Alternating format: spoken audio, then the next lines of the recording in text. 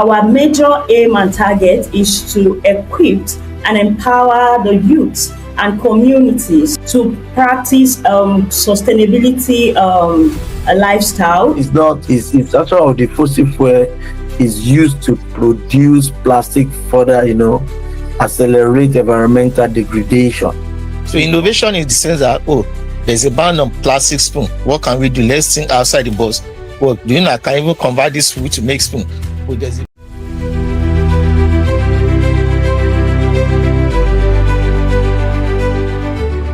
Hi, good evening everyone. Good morning, depending on the location you're joining from. Welcome you to Beyond Plastic Pollution. My name is Chinedu Ogechukwu Imelda. I'm honored to serve as your moderator for today's section. This webinar is organized by Green Nurture Initiative, and today we'll be exploring one of the most urgent environmental challenge, plastic pollution. Today's section will cover the impact of plastic pollution, its climate implication, and practical solution, looking at the recycling and circular economic approaches to build a sustainable future. To kick off, I would like to invite our host, Onoja Favor, the founder of Green Nurture Initiative and a passionate advocate for environmental sustainability. She has been actively driving impactful conversation and initiative around sustainability, and we're excited to have her lead us into today's section. Hello everyone, good evening from this end, good morning depending on the time at your end. It's a great privilege to host us today. My name is Onoja Favor Jodale, to look at a very crucial aspect in the environmental space. And it's a great joy that we are hosting specialists, people that have actually done a lot of work in this field over the years. It's a privilege. I am grateful that they are here with us today to share with us critical information. Thank you very much. Green Nurture Initiative is a youth-led organization that is focused on climate action. It's focused on water conservation and recycling. Our major aim and target is to equip and empower the youth and communities to practice sustainability lifestyle. That because if we look at how the world is going now, it's no longer news that our environment is actually going into crisis, and that is a serious concern that we should look into. Green Nurture Initiative have been trying their best to actually equip and empower communities, especially in the recycling field. And for a while now, we have tried. We don't look at plastic pollution as a normal or just any waste. It's okay to say, oh, it's just a plastic, but then it's more than just a plastic. And today we will be looking at these critical issues, and we'll have our experts that will train us and give us insight on this case. Without wasting our time, I'll be handing over to our moderator as she will lead us on from here again as we look into this critical issue on ground. Thank you so much for having me, and I'm grateful for our speaker. Thank you for honoring our invitation. And I encourage us all to really pay attention as we will go home with one or two information that will help us for the sustainability advocacy in our various area and field. Thank you so much. Do have a nice time. Thank you so much, Onoja Favor. We will now proceed to our first speaker section. It's my pleasure to introduce our first speaker, Mr. Olumide Idowu, widely known as Mr. Climate. Today, he will be speaking to us on plastic pollution and its climate implications. Thank you so much. Greetings to you all. Thank you for this wonderful invitation. We'll just be doing a little justice to the conversation today. And please, the moment you can hear me, quickly, Let me know if you cannot hear me. So, the issue of plastic pollution and its climate impact. We all know that plastic pollution has become one of the most, visible environmental challenges of our time, and is actually affecting the ecosystem, human health, and even the economics across globe. And that is why you see that a lot of people are talking about it. You notice that we celebrated the global some days ago, and it shows that while plastic have brought a lot of convenience and even economic value, and their overproduction and poor waste management have actually created a growing crisis across the value chain and across the world. So today, you see that millions of tons of plastic waste and rivers, and even oceans, particularly in developing countries where we find ourselves, like Nigeria, where waste systems are often under resourced.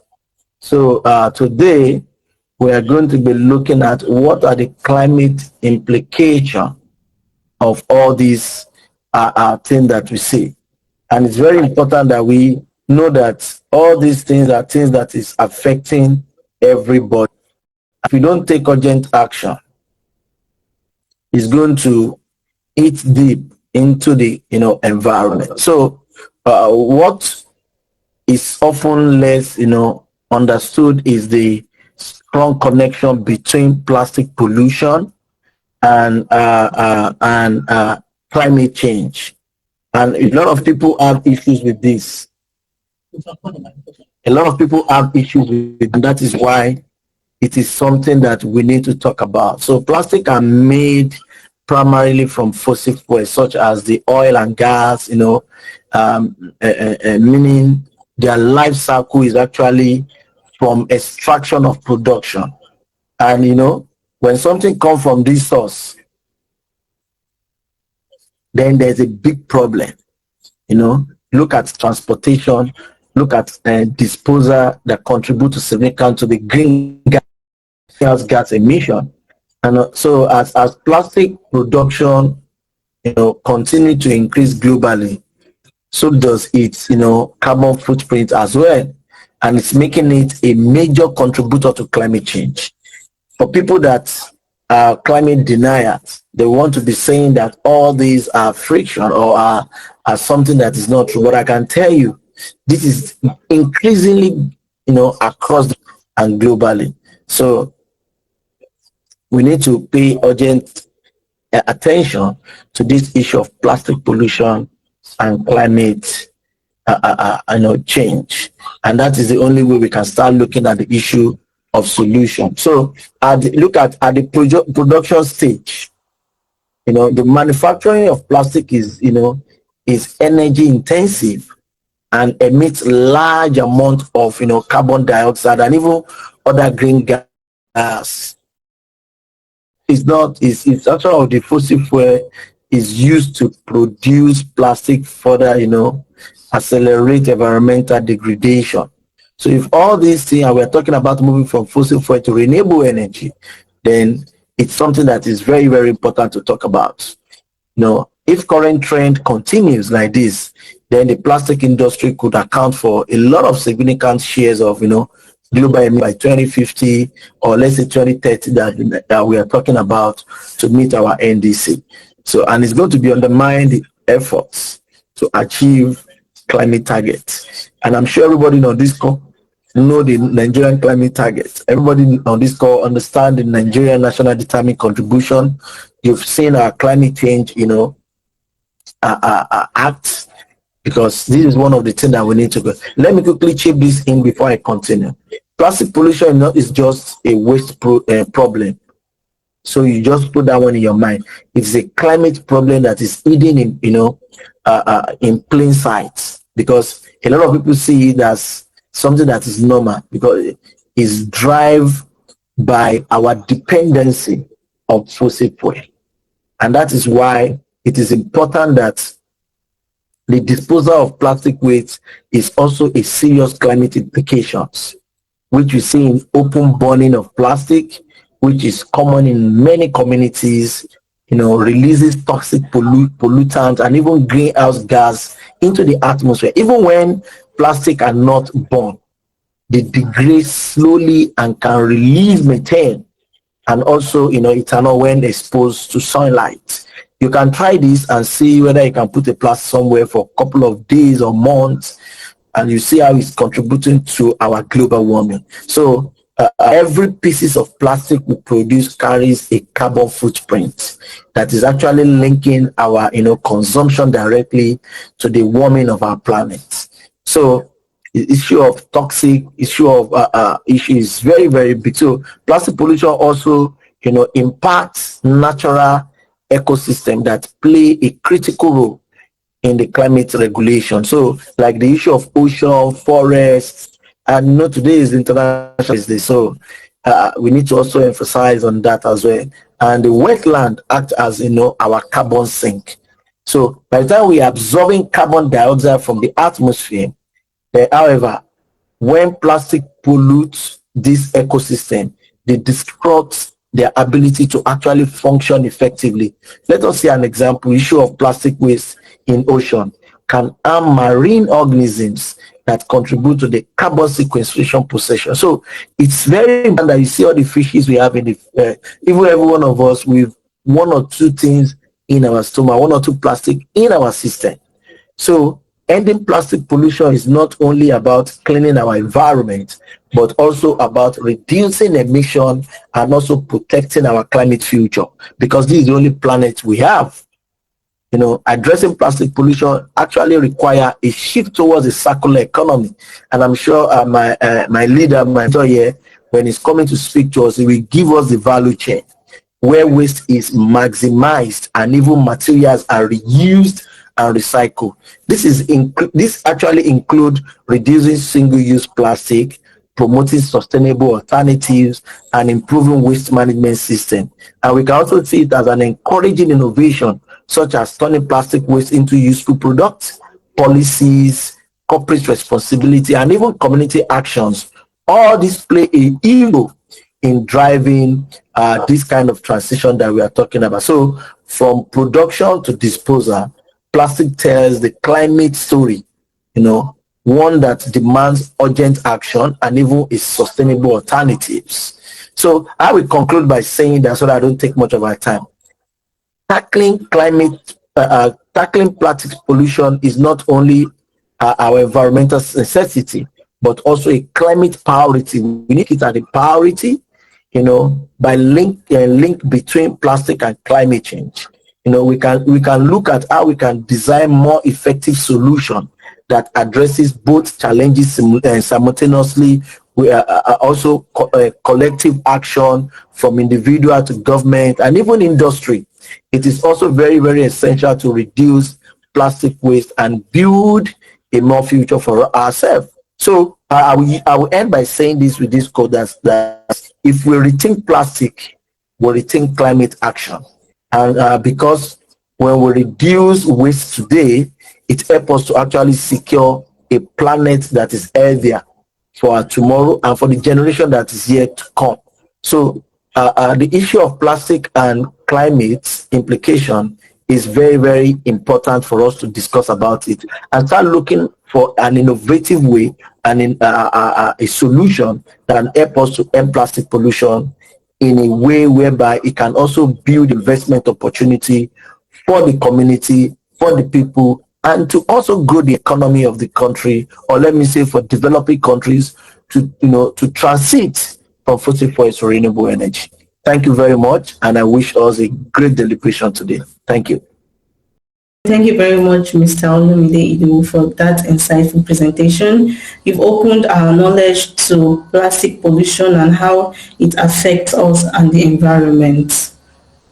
We'll now move on to our second speaker, Mr. Taiwo Adewole, who is an environmental sustainability consultant. Today, he will be speaking on practical solution, recycling and circular economy approaches.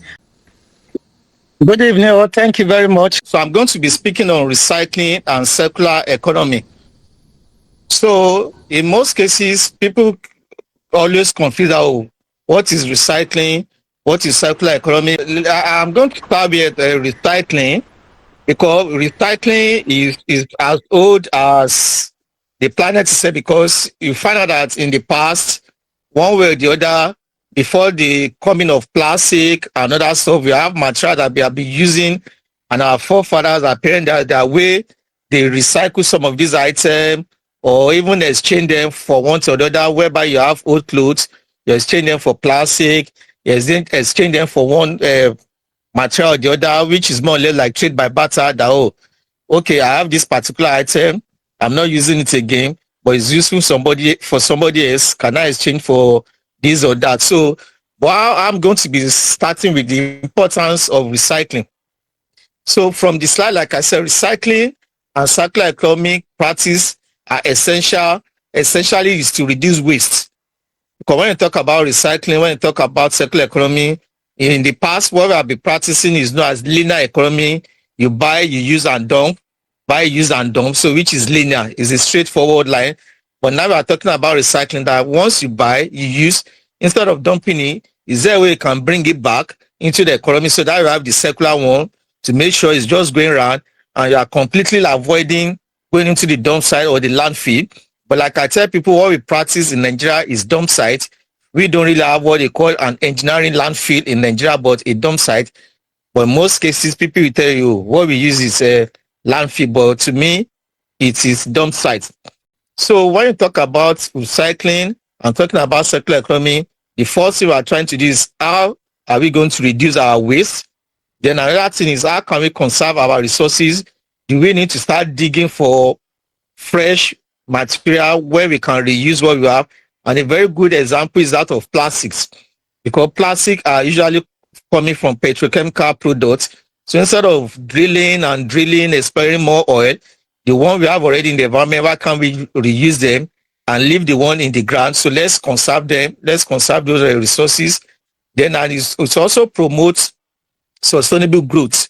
Now, when you talk about recycling, there's a lot of value chain for those that collect, those that do the aggregation, those that convert them to other raw materials for the off-takers and so on. So in this case, you are trying to promote sustainable growth, because every value chain, a lot of employment opportunity is created, raw material is created, and at the same time, we are keeping the environment clean, conserving our raw materials, reducing waste and so on.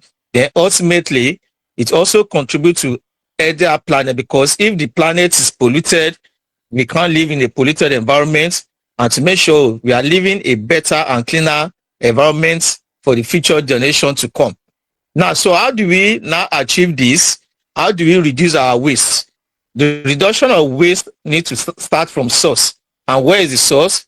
Source of production, source of generation, source of consumption. So for instance, in household, if you look at developed country, they practice what they call the color-coded bin, whereby they have about 5 or 6 bin, the green bin, the blue, the red, the yellow, and each of these color-coded bin are meant for separate waste.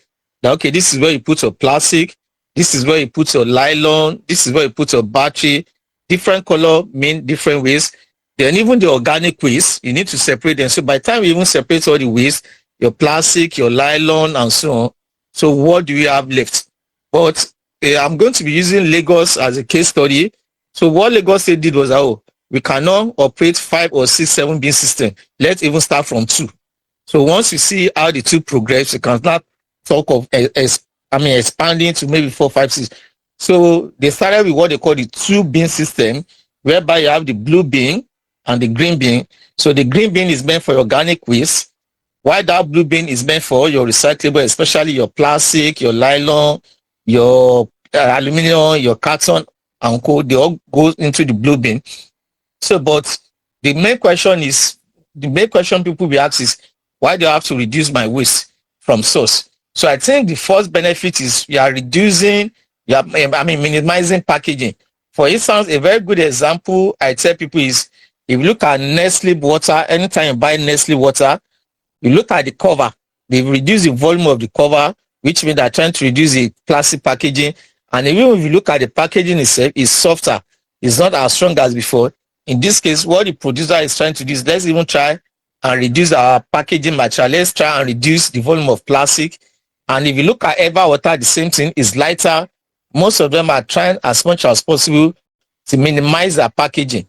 How can we reduce it? Because in some cases, for instance, a very good example I used to give, you want to buy a phone. Once the phone is packaged, it is put into a nylon. From the nylon, they put into a kind of styrofoam. Then they put them in a carton. After putting in a carton, they still put a nylon on it. So by the time you calculate the number of packages, you have the nylon, you have the foam, you have the carton, the paper, just for one single phone. So a lot of industry are trying to see how can we minimize and reduce our packaging. Then another thing is also to promote reusable. What can we reuse? If there are at least alternative, instead of just use and throw away, how can we even use something that is very easy to, indisposable alternative? And a very good example is, for instance, I will keep on using Lagos. When Lagos State said there's a ban on single-use plastic, especially like the plastic spoon, the alternative now, you find that most fast food, most organizations are now using wooden spoon. The same thing with straw. Instead of those plastic straw now, they use paper straw. Then the styrofoam is gone completely. So there are so many alternatives that, okay, since these are single use, and despite that, the economy did not fall. Lagos State is still moving fine. Industry are still moving fine. But there's no news that, because there's a ban on single-use plastic, they've lost 20,000 employment. No, but instead it created opportunity for innovation. Though if we can't use this plastic, at least somebody came up with innovation. Let me have a plastic spoon. At least let me have a wooden spoon.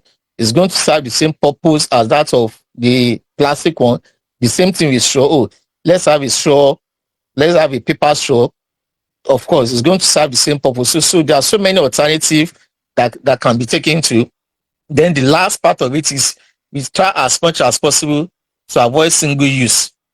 You have to say no to single use. And I gave a very good example, which is Lagos State. And I'm happy. I think last month, there was a sitting at the House Committee on Environment. There is a committee that was set up already on single-use plastic, but there's going to be a ban on single-use plastic all over Nigeria, not only in Lagos. And I keep on telling people, whatever work in Lagos, the national will always adopt that. Since this thing works successfully in Lagos, then it can happen nationwide. And another very good example is what NAFDAC did. All those people that produce alcohol in all these sachets, all these small sachets. In fact, it's becoming another nuisance to the environment, because once people buy, they easily drink and just straight away. The sachets are light. And apart from the implication to the environment, it also has health effects. You find out that even children in primary school, secondary school, with maybe 200 or 100 naira, or how much they sell those sachets, they can easily buy them and consume and litter the environment. But apart from littering the environment, it's also affecting their own health too. So I'm even happy when they say there's a ban on those liquid contents or alcoholic drinking, all these small bottles or those small sachets, because they too have started becoming a problem to the environment, apart from the health implication that NAFDAC saw in it. So I also go to the next one, which has to do with the creative reuse. So this item from your nylon, your bottle, your aluminum, your carton, how can we reuse them? How can we recycle them? And a very good example is those pure water sachets and those nylon bag. Once you buy your pack of soft drink or you buy your pack of water, they have this nylon they use in wrapping them. So those nylon are very useful. They can be reused and recycled to produce those black bag that Loma give out in packing your waste. They can be reused for other purposes, especially the nylon. The same thing to PET bottles. If most of us are familiar with a Sprite in those days, Sprite bottle used to be green, but because of recycling and recyclability, they have to change the color from green to white, but they still maintain the same shape. They're still using the same machine. The only thing they have to change is just the preform from green to clear one to support recycling. So for PET bottles, they can recycle them to produce what is called polyester fiber for making clothes, mattress, pillow, or to do what they call B2B, that's bottle to bottle, to produce new bottle from the old one. And like I said earlier on, there's going to be less pressure on exploring the environment for more petrochemical product, because this plastic are petrochemical product. And I think even most of the company now are even doing competition that, okay, for instance, Nestle is doing 50% virgin and 50% recycled product, RP. So anytime you buy Nestle water, there's always this sign of a bottle on that label, and it is written on it, are made from another bottle, to show you that plastic bottle is made from recycled product. The another thing is aluminum can, which can be recycled into aluminum ingot for producing other products. Then also the same thing with carton. So like I said, by transforming discarded material into functional furniture, we also have upcycling. There are some people that make use of this plastic bottle to do what is called automa for upcycling, use style and so on. Then we can significantly reduce waste. In this case, apart from reducing waste, we are creating employment opportunity, economic value for the environment. Is going to generate employment opportunity, is going to generate income, and at the same time, we are keeping the environment extremely clean. Now, effective recycling practice. How do we practice it? We have been talking about recycling. How do we? So like I said, one, we need to start from source of production, source of collection, source of business, and so on. So the first thing, we need to sort the material correctly. So you need to know which one is recyclable, which one is not recyclable. And that's why I talk about the sorting, that anything like plastic, nylon, aluminum, carton must go into one bin, which is the blue bin. So the first thing is even sort them out. Instead of mixing them, your food waste, your battery, your e-waste, and everything, commingle them together. No, it's not acceptable. So for you to have effective recycling, the first thing has to do with sorting. You sort them and make sure they are clean. There's no oil inside them. Some even use them in making apps. You find all this wooden stuff inside the bottle. No, it's not accepted. So we need to make sure they are sorted, they are clean. And the last stage is you need to know which one is acceptable. Or I have a recycler within my community. Once I have my plastic available, for instance, in Osun State, we have waste swap already on ground in Osun State to make sure all recyclable are collected. And almost every state have one recycler or the other that can easily, I have some recyclable, I have my plastic available. They will always come to you to pick them up. And not just picking them up, but to get something back in return. So we have been talking about recycling. Why recycling? Is there any benefit attached to it? Yeah, I'm going to be talking about 3 benefits. So the first one has to do with environmental conservation. Like I said, we need to keep the environment clean. We need to save our environment. It's just one planet we have. So recycling will help us reduce the amount of waste going into the landfill. For instance, I always use Lagos as a case study. The majority of the dump sites or landfill we have in Lagos have been closed down. They have started looking for alternative. Is either I go to Badagry or go to Epena, the one at Lasu Road, the one at Keja, most of them, they've reached their limits. They have to close them down. So the best way is let everybody start reducing their waste through recycling. So in this case, we are conserving the environment because we are reducing our waste. Then at the same time, like I said, resources. These recyclables are resources.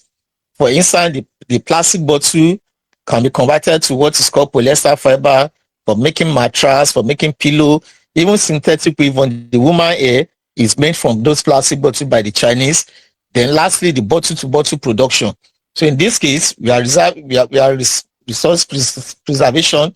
Then look at the economic benefits, raw materials for industry, employment opportunity, people will generate revenue, because these are waste that actually will have gone to the dump site. But in this case, you are gaining from it by recycling, turning them off for recycling. And like I said, recycling initiative can stimulate job creation and drive innovation in sustainable industry. So innovation in the sense that, there's a ban on plastic spoon. What can we do? Let's think outside the box. Well, I can even convert this food to make spoon. Well, there's a ban on what is it called? A plastic straw. Well, is there no way you can use this paper to make a new one? Well, there's a ban on the styrofoam. Can we have a paper plate and so on? So this will always promote innovation, and this will lead to economic growth. Now, let me move to the circular aspect of it. Like I said earlier on, we have this attitude of buy, use and dump, buy, use and dump. And in the process of buying, use and dumping, they are creating a lot of dump sites here and there. And now, what about the future? I'm talking about the future. And when you're talking about the future, you need to look at what is going to be the benefit? And like I said in my presentation, a circular economy is a sustainable economy model. The circular economy offers innovative strategy to minimize waste. So how can you reduce your waste? So in Lagos now, there's a place called the free trade zone. You find out that almost all the factory in the free trade zone, they separate that. In fact, they sell their waste. Whenever the waste picker or the PSP come, they tell them, look, we have separated all our waste from the factory. So is it their nylon, their paper, their jerry can, and so on? Right from production, they separate their waste. They even sell them. Unlike before that, they commingle them together. So in this case, the circular economy offer innovative strategy to minimize waste and promote resource efficiency. So even a lot of companies are not benefiting from their own waste. This is even helping them because, the government has said you don't have land or space for dump site anymore. Start thinking inward and start looking into what is called sustainable production. Then the environmental benefits. When you talk about the environmental benefits, waste is reduced. For instance, in Lagos generates about 13,000 tons of waste. 13,000 tons. You can imagine every day. While other states generate less, I think the study I did, Osun State is around 1,200, while Ogun State is almost 4,500. In Nigeria, Lagos is still at the highest. While all over Nigeria, the total generated every single day is 100,000 tons of waste every single day, all over the country. And so by the time everybody start reducing their waste, how can I reduce my plastic waste? What can I do in return to get something back from this waste? In this case, the number of landfill or dump sites will reduce. Even the overflowing of those land sites will reduce, then definitely it will lead to a cleaner environment, supporting sustainable waste management for the future generation, whereby the future generation will come and it will be hard for them to see any landfill or dump site around that. So once we generate our waste from household, we separate our waste, the organic waste go into compost or even generate power from your waste, while the recyclables, you get cash back in return for that. Then resource conservation, I've talked about that. Less pressure on exploring for more petrochemical products to produce more plastic. Then it also help in pollution reduction, because definitely once you have a dump site, it give out a lot of methane. So that's why I say a lot of developed country, they convert their landfill to generate what is called the methane gas, convert them to gas and put them into a turbine and produce a power or electricity, which Lagos State is trying to do now with a company called Jospong, looking at the Ojota dump site. Okay, this dump site is around 100,000 acres of land loaded with waste. How can we convert those pollution from there, the methane gas? How can we convert them, compress them, put them into a turbine to generate power? So in this case, it's trying to reduce pollution. A lot of chemical runoff and so on is going to be reduced. When we take advantage of the circular economy, then the last aspect has to do with the economic advantage. Like I said, innovation and growth. It will give a lot of young people, a lot of youth starts thinking in what can we do. I can remember the last conference we did in Osun State, in Osogbo, has to do with waste to energy. How can we convert organic waste to generate gas? How can we convert your plastic to generate diesel? How can you convert them to generate gas for electricity and so on? So this circular economy will start making people to think in what innovation, what idea can we come up with? So that's why I talk about innovation and growth. A circular economy foster innovation by encouraging businesses to develop sustainable products. So you see a lot of companies are doing about, our product is green, or we produce in a sustainable way, our product doesn't pollute the environment. Just like 2 or 3 days ago, I got a call that, just right supermarket sell all over Nigeria, they want to start recycling. Who is in Osun State, who is in Ogun State, who is in Lagos, all their branches now, they want to start, they need the company to be collecting their recyclables, they need to be getting report that, most of their waste products don't go out to the environment, and that's why they're looking for recycler to partner with in Ife, Ilesha, Osogbo and Co. Then also in Ogun State. So you see a lot of companies trying to come up with innovation. Then it's also creates a lot of job opportunity. For instance, the hub you have in Ilesha, the hub you have in Osun State, Osogbo, at least we engage not less than 15 people, both casual and full-time staff, So you can imagine setting up a hub in every local government, 774 local governments, engaging minimum of 20 people. In this case, it has created direct job creation.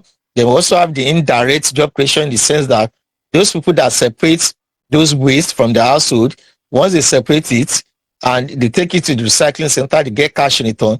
In that case, I'll be able to generate something for their self, that at least I have a job. Once I separate my waste from my household, take it to this area, I've got some money. So it's a form of indirect job for them and extra income for them. Then lastly, it reduces costs. For instance, by the time you generate a lot of waste and the PSP or the waste contractor comes to pick your waste, they're not picking your waste for free. You've generated the waste. Those waste need to be disposed. So the more waste you generate, the more they will charge you. That, oh, look, you have 10 bags or 20 bags loaded with waste. So the more waste you generate, the more you pay for such way. But once your waste is reduced, that, oh, in fact, by the time they come, I don't have any waste to give you people.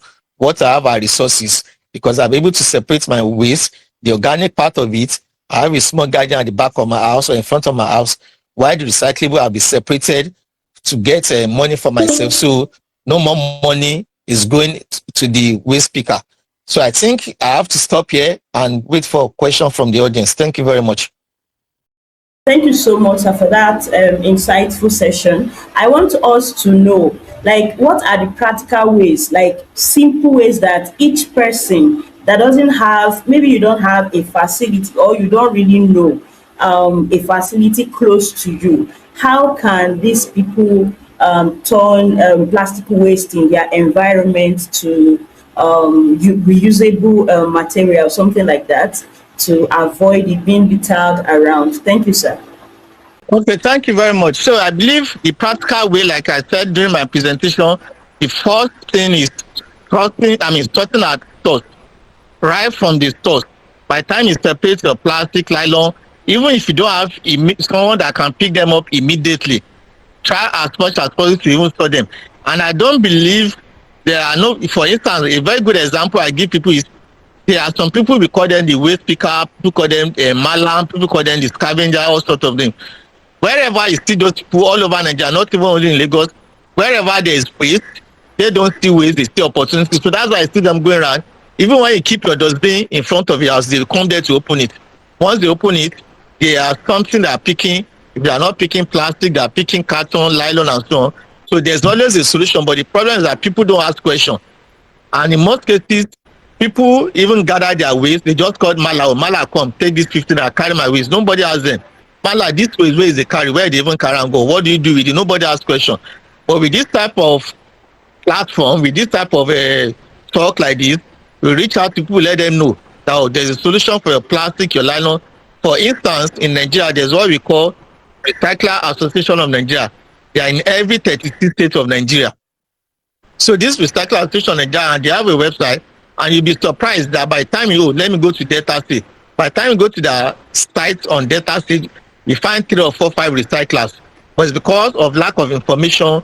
So, but like I said, the first thing to do is separate our source. There is always a market for those plastic, for those nylon, for those aluminum. So the first thing is separate. Make sure you have a space. For instance, for plastic, what I won't tell people are, people complain, I don't have a space. So what you can do is, once you finish consuming your water, your soft drink, and make sure the bottle is empty, you can easily squeeze the bottle. Once you squeeze the bottle, you can put the cover. So in the process of squeezing the bottle, you are reducing the volume. All you need to do is keep it neatly. And luckily, recyclable don't smell. As long as there's no water, there's no content inside it, the bottle is clean, it dry, and it is very dry. Plastic doesn't smell, your nylon doesn't smell, your carton doesn't smell, your aluminum.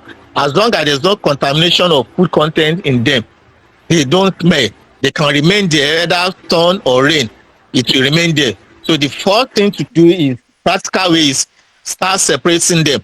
For instance, I have people, there's this elderly woman, is in Badagry, she has been collecting this plastic bottle for a very long time. It was just somebody that showcased her on social media, and before you know it, everybody started looking for, oh, I need to meet this woman. Oh, she has been doing this for long, that there's nobody collecting Naira, but what she did was she was just collecting, not until somebody said one day that, oh, so you have this volume of plastic, only he collected this, and before you know it, that's how the woman went viral. That, oh, look at the volume of plastic. So you don't need to wait until, but definitely there's a benefit. There's an incentive attached to it. As long as you're able to separate them and make sure they're not contaminated, there's a value you get at the end of the day. So that's the practical way, separating from source. Thank you so much, sir, for that answer. I really, really appreciate. I hope we all can hear that. And the first step is first start sorting your plastic from your own home, and definitely you will see how to transform them into wealth. Yes, into wealth. Okay, sir. One more question for you, sir. What are the challenges that arise in the recycling system, especially in Nigeria, and what do you think can be done to address these issues, especially for beginners? Thank you, sir. Okay, in most cases, there are two challenges. The first has to do with funding, then the second has to do with logistics. So for the logistics, for instance, somebody is in Oshogbo and there's a call from somebody from Ilesha or from Ede. So you need to look at the distance. How do I go all the way from Oshogbo to Ede? Or how do I go all the way from Oshogbo to Ilesha to pick all these plastics? So you also need to consider logistics. I've seen a situation by somebody keep on calling, you have some plastic, come to Ede and come and pick my plastic, or come to Ilesha and pick my plastic. And by the time I took my truck, buy fuel into the truck, pay the driver to go down, and the total number of plastic pick was just maybe around 500 naira, and I spent over 6,000 naira on the logistics driving down and there. So in most cases, the first challenge has to do with logistics, then the second has to do with funding. So once you have funding in place, it can solve the issue of the logistics, in the sense that every community, there's nothing stopping me from having like 4 or 5 collection centers in Ilesha, or 4 or 5 collection centers in Ede, or even 5 collection in Ife, to bring recycler closer to the people. So that is where the issue of funding comes up, because recycling should be made easier, whereby once you come out from your house, you walk, not even transport, you walk to the nearest drop-off center, drop off your recyclables and collect cash. So the major problem issue has to do with logistics and funding, then sometimes government policy, then lastly education, awareness and sensitization, because you find out that in Nigeria today, the recycling rate in Nigeria is between 20 to 30. So there's still a gap of about 70%. There's lack of awareness, then orientation and information. But like I said, the first thing is logistics, then funding. Once funding is available, with funding, you can carry out massive awareness, education, sensitization program, and come up with more of these type of programs to enlighten people. Thank you. Okay, thank you so much, sir. I really, really appreciate, and I believe from here, each and every one of us here today will be going on with something very substantial, and information very crucial that we can start executing this action in our various locations. Thank you so much, sir. I dropped the link for the Google form for us to fill, so that we can get a certificate at the end of the program. And I thank every one of us who really participate in this insightful event. I'm grateful. And thank you so much, Mr. Taiwo, for your time. Thank you so much, Mr. Olumide, for your time. We don't have more questions, and in that regard, we might bring this to an end at this point. It's my great pleasure to bring this event to an end at this point. Once again, I'm really grateful. We are grateful, Mr. Olumide, and we see what you are doing. We see what you are doing for our environment. We see what you are doing for our climate. And Mr. Taiwo, we see what you are doing. Keep up the good work. Thank you so much, sir. We, the upcoming, are looking up to you both in this field. Thank you so much, sir, for all that you do. Do have a wonderful day ahead. Thank you.